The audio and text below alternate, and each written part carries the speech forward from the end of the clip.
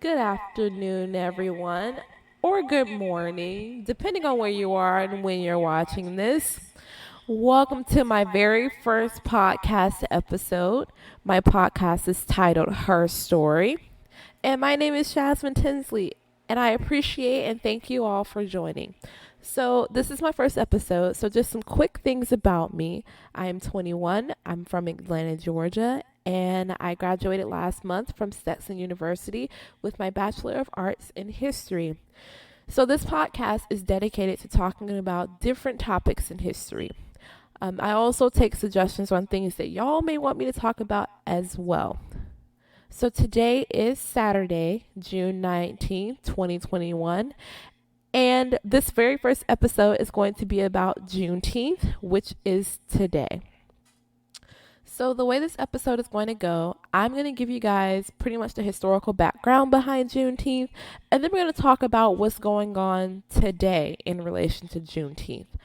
Also, just to let you guys know, every historical topic that I do discuss are things that I have done my research on. I've looked at secondary and primary sources, and I'm never going to give you guys incorrect information. And I'm never going to give you guys information that I have not done my due diligence on. So I just wanted to put that out there for you guys to know. All right.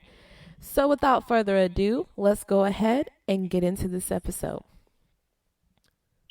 So, as I stated before, today is June 19th, 2021. 156 years ago, the Civil War officially ended. June 19th, 1865, Union soldiers led by Major General Gordon Granger arrived in Galveston, Texas to share the news that the Civil War was over and slaves were so called free. This news was delivered through General Order Number 3, and in his order, he explained to those in Texas that the Emancipation Proclamation that was written 2 years prior had to be complied with. It meant that every person was supposed to be treated equally and have personal rights and rights to property. So, in school, we learned that the Emancipation Proclamation freed the slaves. In reality, the Emancipation Proclamation was written in 1863 by the President Abraham Lincoln, but it did not go into effect due to them being in the middle of the Civil War. The outcome of this Emancipation Proclamation heavily depended on the outcome of the Civil War. So, due to the Union winning, the Emancipation Proclamation would be able to be complied with, if that makes sense to y'all. So there was a lot of relief and genuine joy that came with the news, but the general order came with its own set of issues. It created a lot of promises for African Americans, but it drew a lot of racial lines. The lines that were drawn left African Americans with one option, and that was to stay on the land and work for wages with their now former slave masters. And as you can imagine, they were not being paid very much. So, despite this, there were still celebrations that began in Galveston, Texas, since every state freed their slaves at various times. So, Juneteenth celebrations included activities such as barbecues, rodeos, and picnics. Foods included various meats such as lamb, strawberry soda, etc. When Juneteenth celebrations first started, former slaves threw their old garments into rivers and creeks. This represented them shedding their former slave masters. Juneteenth was also represented by a flag that contained the colors red and blue. The colors represented the blood that African Americans shed during the time of slavery and represents African Americans being American. Also on the flag is a small and large star. The small star represents Texas, and the larger star represents the spread of Juneteenth celebrations.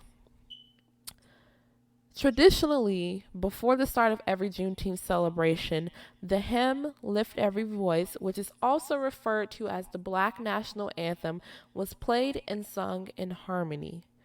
At the height of Juneteenth celebrations, former slave masters and their children would travel back to Texas or their respective hometowns to celebrate the day of their freedom. Legends of how the news spread to various states were shared during Juneteenth celebrations, and songs such as Sweet Chariot were also sung in harmony. Now, these celebrations did start in 1865, but at some point between the 20s and 60s, these celebrations kind of declined in their own way. So there are various reasons for this. One being the continued fight for equality. And this heavily became the case during the civil rights era. Another reason for decline was due to war as well. African Americans were joining the military in hopes that by fighting for the United States, they would be viewed as more Americans and have more rights as their Caucasian counterparts. But upon turning from war, they learned that the country was far from that. Many soldiers came home to segregation laws and race riots that had broke out, especially in Chicago. There were a lot of race riots that broke out during that time. In 1919, one race riot started from an altercation at a beach in Chicago.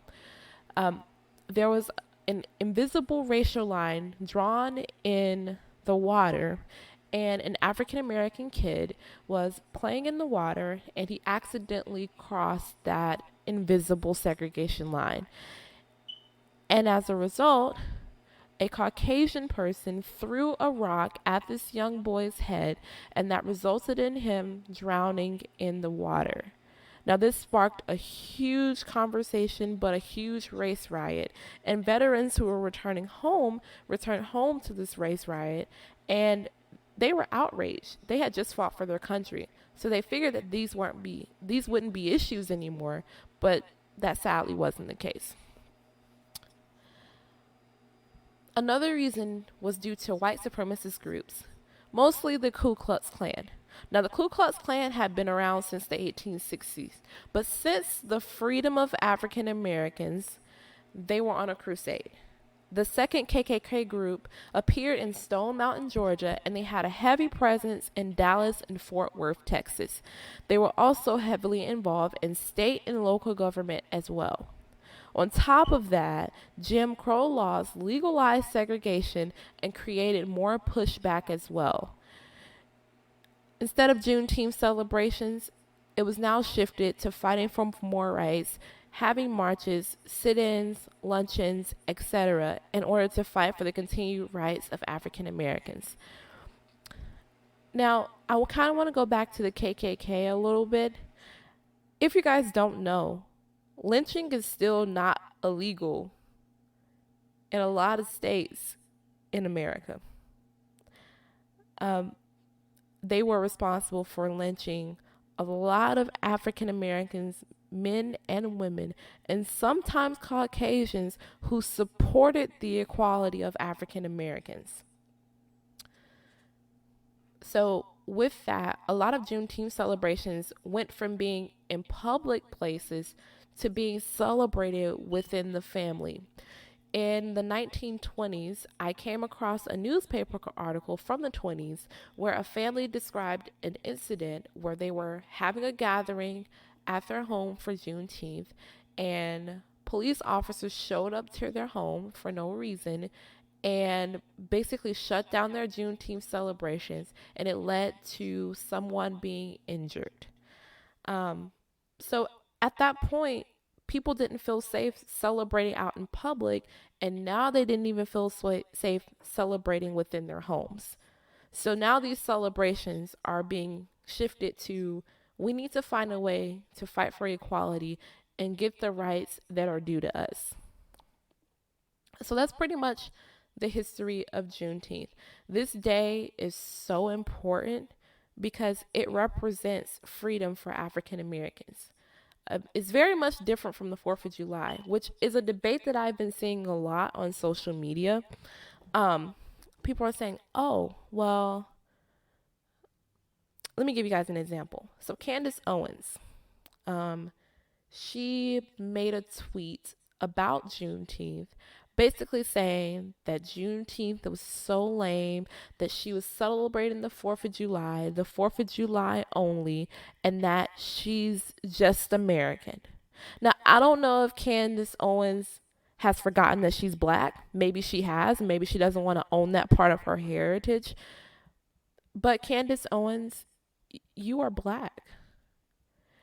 And when it comes to the 4th of July, that happened way before the freedom of slaves. Our ancestors were still shackled up and treated less than human when the 4th of July came around. So, how do you celebrate that before you celebrate Juneteenth? I just don't understand that. Another debate is circling Juneteenth in education. An issue that I take with the educational system, especially in public schools, is the curriculum when it comes to history. So Juneteenth is not taught in educational settings. When I was in grade school, we learned about slavery, we talked about the Civil War, but Juneteenth was never a part of that conversation. Never. It was never talked about. I mean, racism or the concept of racism and race wasn't really even touched on until you got to the area of civil rights or until Black History Month came around. And that's when all the schools wanted to touch on Martin Luther King, Malcolm X, civil rights era, all that stuff. I think Juneteenth is so important to be talked about because it is a part of history. It's an intricate part of history. So when Juneteenth comes up, a lot of people are not aware of the significance behind the day or the narrative that is often not taught. It's always been taught in educational settings, as I mentioned earlier, that the Emancipation Proclamation freed the slaves. But like I said, that document would have not become effective if the Union, which is the North, lost the war. The freedom of slaves, quite frankly, depended on the outcome of war. Now, there are a lot of reasons for the Civil War, and this can be a separate episode, but one of the reasons for the war surrounded slavery. The South did not want to free slaves. The North did, but the South didn't. So that was a huge rift in the relationship between the Union and the Confederacy.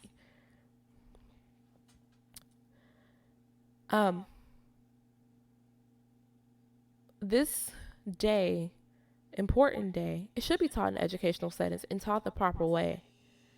Now, in recent news, if you aren't aware already, a bill has been passed to make Juneteenth a federal holiday. Now, when I said earlier, today marks 156 years since the freedom of slaves, that's a long time. And it's 2021. Now, although it's not surprising, it took a long time for the United States to create a bill making Juneteenth a federal holiday. But y'all want us to go out and celebrate the 4th of July. Okay. So, while it's nice to have Juneteenth recognized as a federal holiday, there are a lot of other issues and debates going on right now that impacts the teaching of this historical day. One is the teaching of the critical race theory in educational settings. There are a lot of people who say that it should not be taught. I have a different opinion on that. I think that it should be taught. I think that having the conversation about race and what racism is very important in our educational system. I think that if I have a kid who's 5 years old or even 10 years old and they can go out in public or go to school and experience racism, then why shouldn't people be taught about racism and why it is so bad? There are a lot of people in this country who want to pretend that racism doesn't exist, like Candace Owens. A lot of people want to ignore the fact that racism is still a thing. It's very much real. It hasn't gone anywhere, and it probably never will go anywhere. Another thing is, now I am glad that the anti-Asian hate crime bill has been passed. What I don't like is that there isn't an anti-hate bill for African Americans. There aren't any legislations for police reform. Now, a lot of people say, oh, well, we made Juneteenth a federal holiday, so you guys should be satisfied. You guys have enough. No. Because if I have a kid 10 years down the line and they can still walk outside and experience racism, or I still have to have a conversation with my kid about, okay, this is what happens when you get pulled over by a cop. This is what you should do. Then the issue is not solved. Future generations should not have to experience things that our generation and past generations have had to go through. There's been a lot of blood, sweat, and tears put into getting to where we are now. But we still have a lot of problems in society when it comes to the treatment of African Americans. Another thing that I saw from Candace Owens is that she talked about basically how she doesn't think that people are being discriminated against based on their skin color. I'm here to tell you that that's very incorrect. There are a lot of employers who won't hire you simply because of your skin color. I read an article from a woman who was actually fired from her job because she wore her natural hair. Now, that's a separate debate for a different day, but she was fired for wearing her natural hair. Her hair has nothing to do with her job performance. There are a lot of employers who will look at a resume, read a name, and automatically assume that they're black and count them out from the hiring process.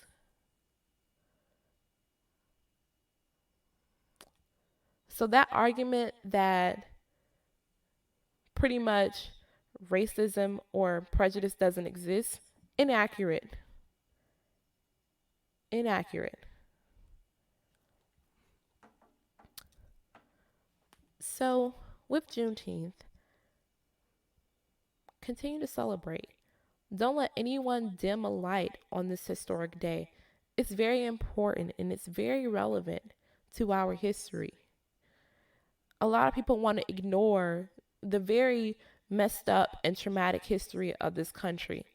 They only want to boast about the good things and are quick to say, oh, this is the most free place in the land. But we won't teach the important history that is needed to be known. Juneteenth needs to be taught in curriculum. We talk about the amendment that abolishes slavery, but in reality, even with that amendment, it still didn't abolish slavery. States pretty much drug their feet on releasing their slaves.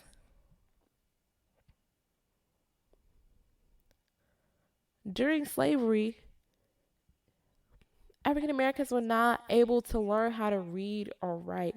If they wanted to learn, they had to sneak and do it. But if they were caught, they were beaten brutally.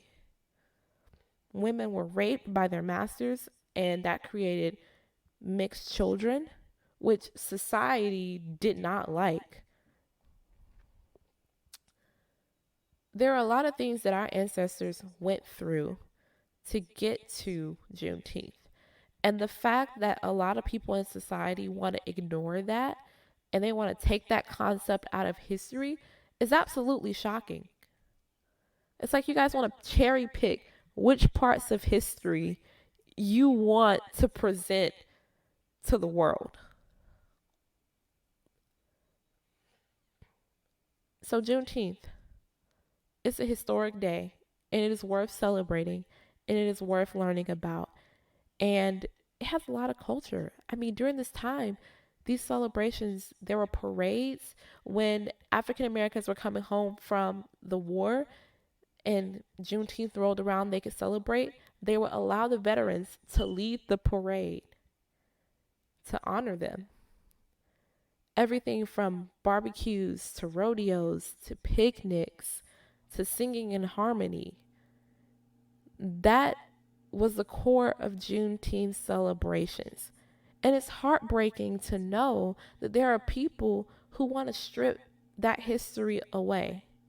Well, I'm here to tell you, we're not doing that. We're not stripping that history away. So, with that being said, I hope that I was able to shed more light on the history of Juneteenth, and hopefully, y'all were able to learn the importance of this very important day. Thank you all for joining this episode. And as always, if you have questions, comments, concerns, don't hesitate to let me know. If you aren't following me on social media already, feel free to follow me on Instagram at Jazzy Tinsley and let me know what y'all want me to talk about next week. And I will see you guys then.